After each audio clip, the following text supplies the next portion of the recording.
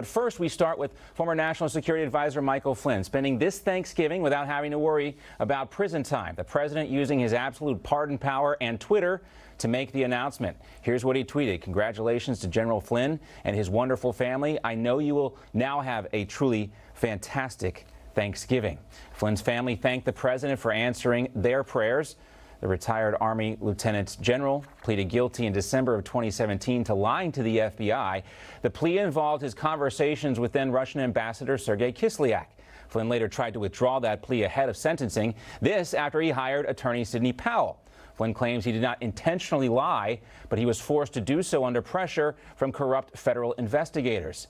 This was, of course, all revealed that the FBI had broken the law in the course of their investigation of Crossfire Hurricane.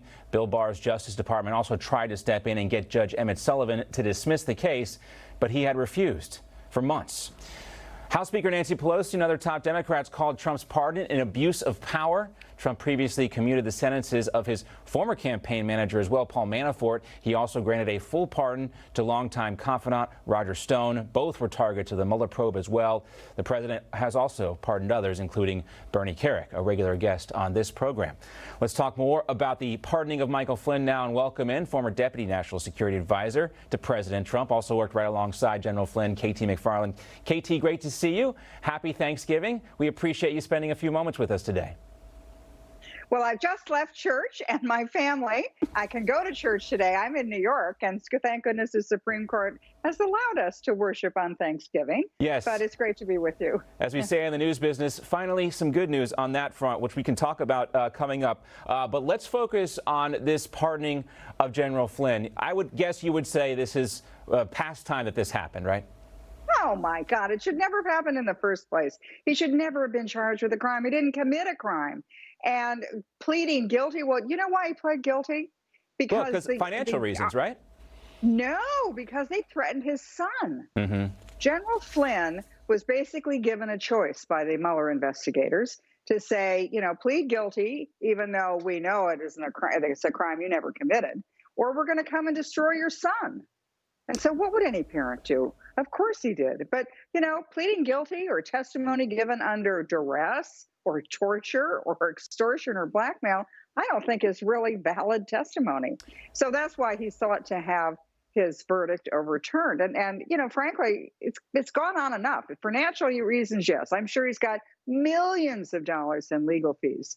But the other thing is, John, what if the Biden administration and some of the bloodthirsty people who tried to prosecute him the first time, some of them are still there. What happens if they decide, well, now we've got another shot at him? Well, let's go. So I think it was the right thing to do to pardon him, and it should have been done a long time ago. Sure. A lot of people want to know, where is, John Durham's investigation? Where is the, kind of smoking gun there? We're waiting for that. And, financial reasons, I had heard that. And, as it related, Michael Flynn had racked up something like $6 million in legal fees. Sure. His son was in the crosshairs of the FBI, and he wanted to avoid that. But yes, you obviously know more about this than I do, KT, being so close to General Flynn. I want to take a look at a column, too, from Bloomberg's Eli Lake. He said that Trump was right to pardon Michael Flynn based on the FBI's inexcusable conduct during the investigation. Quote, anyone questioning the merits of President Trump's decision to pardon Michael Flynn should read the Justice Department's summary of its interview with FBI agent William Bennett back on 2017. Politico also talked about this. But this is just so glaring, KT, and, for Nancy Pelosi and others to say this is an abuse of power. Clearly, they have not read these documents. Yeah, I mean, it turns out in this case, the Justice Department was the Injustice Department.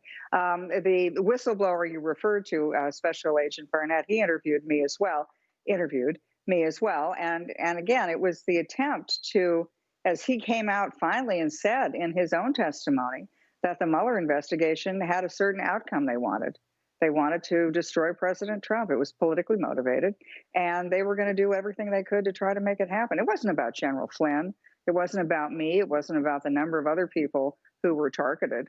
It was all about getting to President Trump because they didn't like him. They didn't think he should be president. They thought he didn't deserve to be president, and they put themselves ahead of the American people, and they thought they were going to sabotage his presidency from the very beginning. I mean, from the transition. Before he even took the oath of office, they wanted to try to sabotage President Trump's presidency, and this was their effort.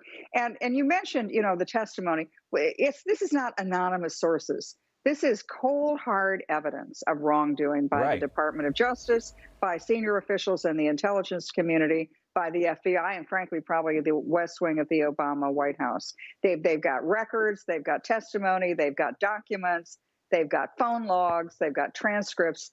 So this is cold, hard evidence that wrongdoing was done. I'm just sorry the Durham investigation didn't come out with its findings before the election, because now does anybody really think that in a Biden administration with a lot of the same people who were in on this in the Obama administration, does anybody really trust that this report's going to come out? I don't think. I don't know anybody who. I don't know anybody who would trust that information to come to light. We'll see, and we'll hope, but we'll see. All right. So you talked about your ability to go to church. So congratulations on that. Never thought we'd have to say congratulations for having the right to go to church. It's not supposed to be that way.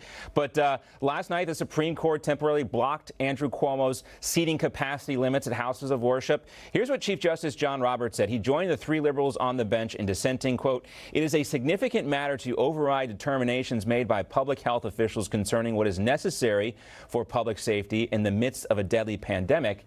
Now, we also have what some people are calling the emergence of the Thomas Court. We have a conservative majority KT, and the Chief Justice isn't part of it. It's led by Clarence Thomas, and we saw Amy Coney Barrett yesterday. She was the deciding vote here.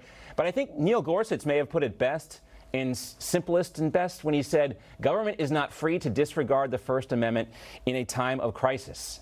Amen to that, right? At our service this morning, our minister read out Abraham Lincoln's proclamation, the statement he made in designating the first official Thanksgiving holiday. And in it, they were in the middle of the Civil War. I mean, if anything was a national emergency, the Civil War was. And he gave thanks to the Lord for the bounty of this nation and for the principles of this nation. And I'll tell you, even though we're all in the middle of a pandemic, and even though we have a divided country, even though we're in the middle of a potentially constitutional crisis over the presidency, it was darn good to hear those words. I, for one, took great heart in it because, there are some truths that seem to survive and endure beyond today's political cycle. Yeah, it was right around this time in 1863 when President Lincoln gave the Gettysburg Address and, talked about giving thanks to those who had sacrificed their lives and talked about the importance of holding the nation together. Definitely put some context to all these cries of constitutional crises you hear about, KT, because we do know at this moment that President Trump is not conceding, but his administration is working on the transition process. And here's Joe Biden talking about the communication between the two teams so far. I think we're going to not be so far behind the curve as we thought we might be in the past. I must say the outreach has been sincere. It's not been begrudging so far, and I don't expect it to be. There, Joe Biden perhaps giving somewhat of a hat tip there to the Trump team.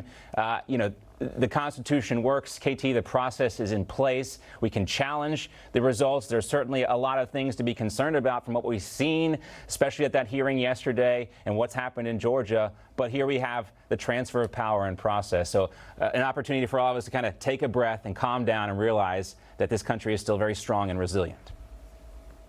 The Constitution was written for times like this, and the Founding Fathers understood we might be here.